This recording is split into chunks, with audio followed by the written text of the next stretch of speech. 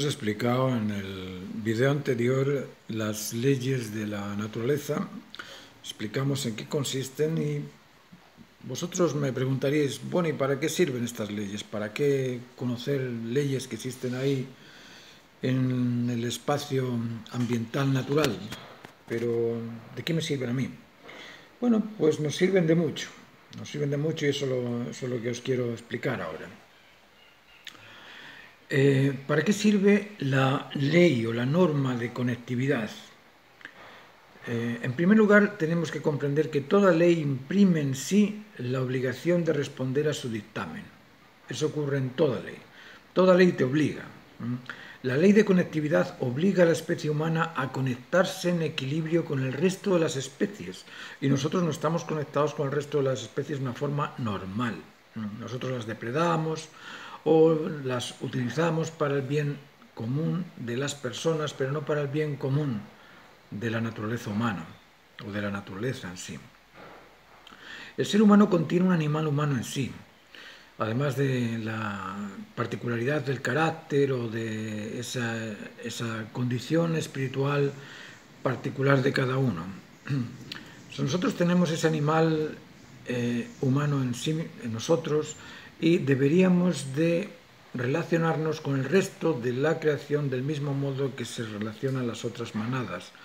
Los animales se conectan en manadas y los humanos debemos conectarnos a todas las manadas en el equilibrio del orden cósmico. Eso es lo que tenemos que comprender, cuál es ese orden cósmico que mantiene el equilibrio de la naturaleza, de todas las especies.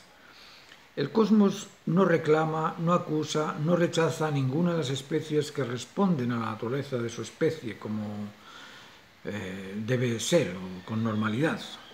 El ser humano debe imitar ese modelo de conducta y conectarse en la naturaleza de su propia especie, es decir, la naturaleza humana, sin reclamos, sin acusaciones y sin rechazos, controlando las tentaciones o las tentativas, provocaciones de los excesos, de las carencias afectivas, de las carencias intelectuales, las carencias de comportamiento, los exageramientos del comportamiento, asumiendo y respetando las normas de convivencia, las normas de convencimiento lícito y las normas de comportamiento saludable o decente. Eso es lo que cada humano debería de asumir y respetar.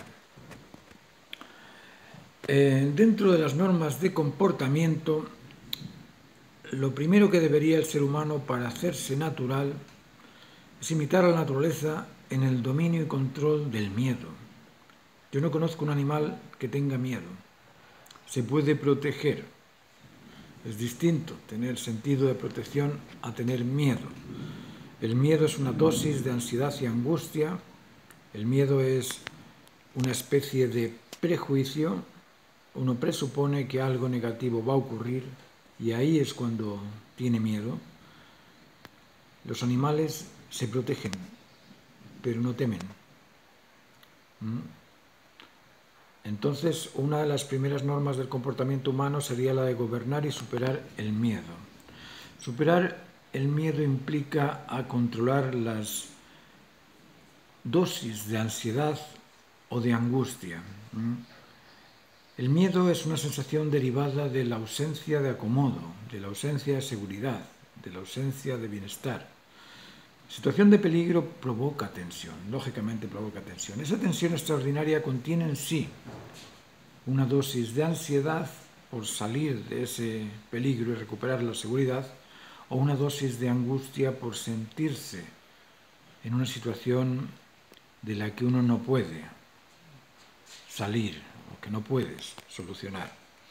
Las sensaciones complacientes o displacientes se recuerdan y nuestro recuerdo o nuestro conocimiento presupone la consecución de esa sensación frente a situaciones similares que hemos vivido y que provocaron esa sensación recordada. Así ocurre el miedo, de esa forma se establece el miedo. El recuerdo de estas sensaciones origina sentimiento de temor ante la posibilidad de repetir esa sensación. Ese recuerdo es únicamente imaginario, no existe en realidad, es únicamente esperado. Y es esperado en base a lo recordado, pero aún no se produce la sensación. Y por ser imaginario y no existir, cabría decirse que se trata de un prejuicio, de un antejuicio.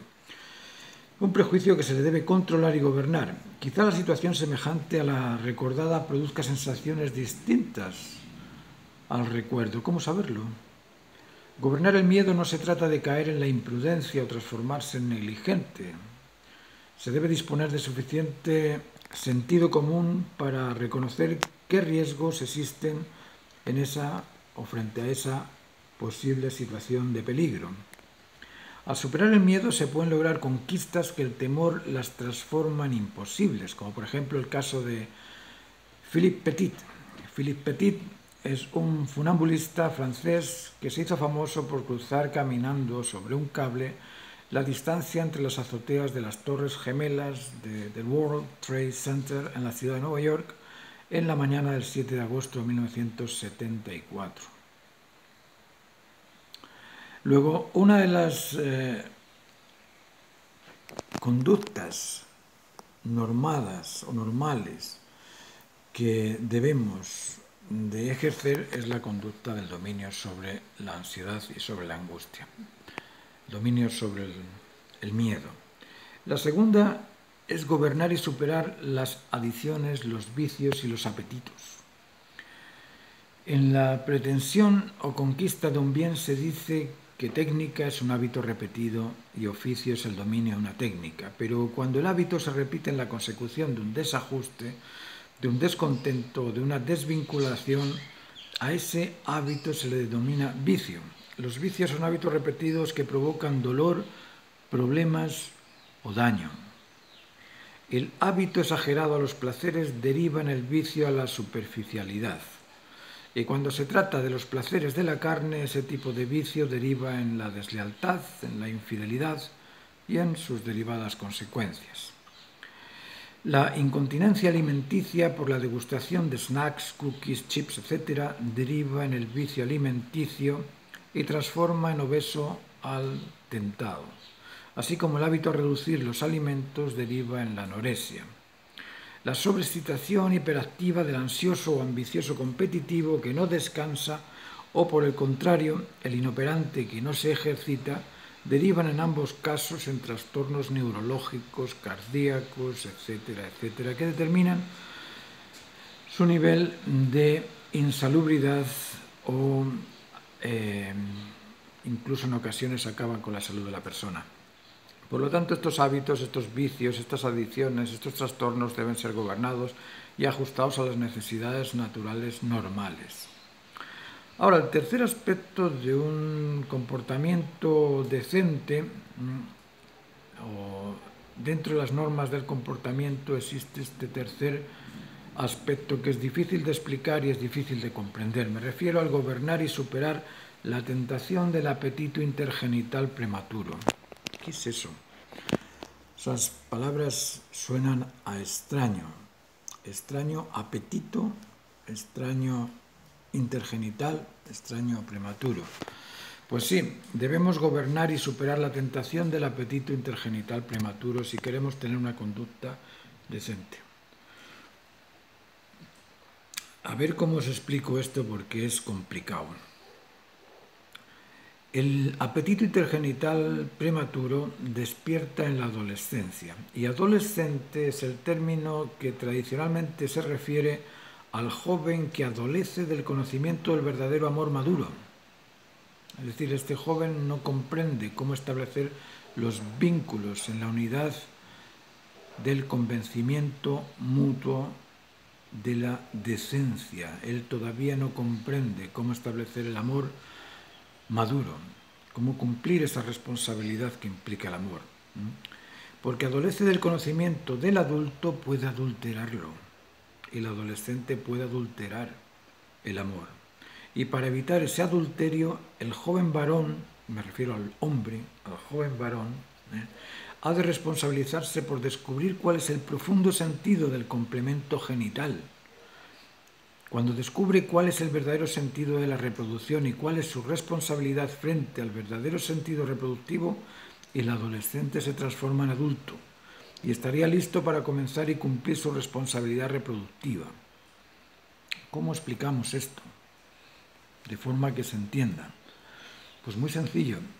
Cuando el niño es responsable, cuando el joven es responsable. Cuando el adolescente sabe que tiene la responsabilidad de mantenerse fiel en la relación a su pareja hasta que la muerte les separe. ¿Y por qué hasta que la muerte les separe? ¿No es eso un dictamen meramente gubernativo o religioso? No, es un dictamen natural. El hijo necesita a su padre toda su vida. La hija necesita a su madre toda su vida. La hija necesita al padre toda su vida. El padre necesita a la hija toda su vida. Nosotros, como padres e hijos, nos necesitamos todo el tiempo de vida juntos. Y eso no te lo dice el gobierno ni la iglesia, eso te lo dice la naturaleza humana. Si el hijo sabe cómo cumplir esa responsabilidad de establecer una familia, si el hijo está educado para poder educar a su descendencia, si el hijo está educado para poder mantener la relación complementaria con su esposa, si el hijo es responsable, ahí, sobre esa responsabilidad, podría sembrar.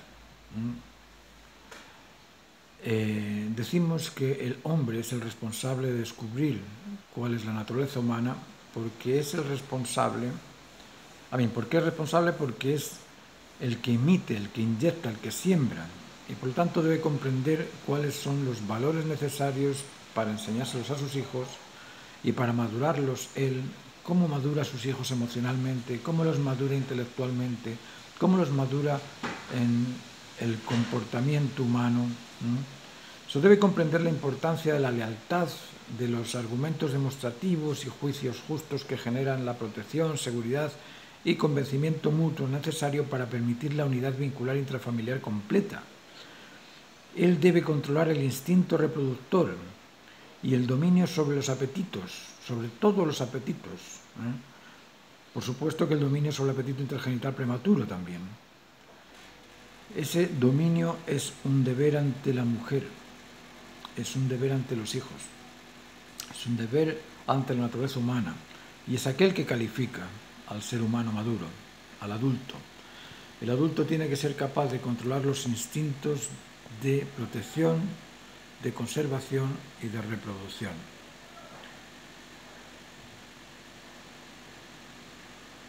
El control del instinto reproductor es un deber fundamental para el bien común de la especie. Aquel que controla y domina el instinto reproductor puede quedarse en mi casa atendiendo a mi hija, pero si no confío que esa persona tiene control sobre los apetitos, especialmente sobre el apetito intergenital, no dejaría jamás a mi hija con esa persona. El control del instinto reproductor y el dominio sobre el apetito intergenital prematuro es un deber fundamental para el desarrollo y establecimiento del bien común. El adulterio, en todas sus manifestaciones, destruye la unidad consanguínea entre los afectos familiares y desconecta la confianza en el convencimiento compartido del sentido común. Se pierde el sentido común y aparece el sentido particular del narcisista, que se defiende por sobre el resto de los miembros de la familia. Y de ahí surge la disfunción. Os voy a dejar hasta aquí, vamos a seguir con las normas de convencimiento en el próximo vídeo, ¿vale?